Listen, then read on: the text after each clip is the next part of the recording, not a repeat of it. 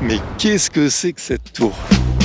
100 architecture japonaise en 100 jours, jour 34. Aujourd'hui, on se trouve dans la périphérie d'Osaka, face à une tour unique, la Pihau Tower. Alors cette tour elle a une fonction assez surprenante, c'est en fait un cénotaphe, un monument dédié aux morts. Elle mesure 180 mètres de haut et elle a été construite en 1970 par l'Église de la Liberté Parfaite. Alors c'est un groupe religieux japonais dont l'objectif est la paix mondiale. Et donc ils ont voulu ce monument comme un symbole qui sert de lieu de ralliement où les gens du monde entier pourraient venir et prier. Le nom complet de la tour, c'est la Daiheiwa Kinento, ce qui signifie grand cénotaphe de paix pour prier au-dessus des dénominations.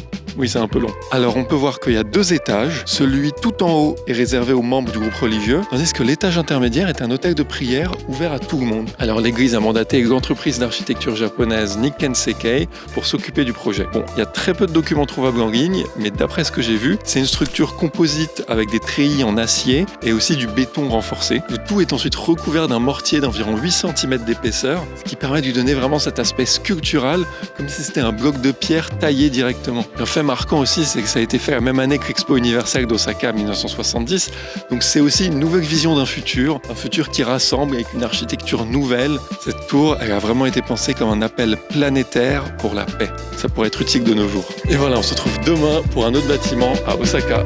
Ciao!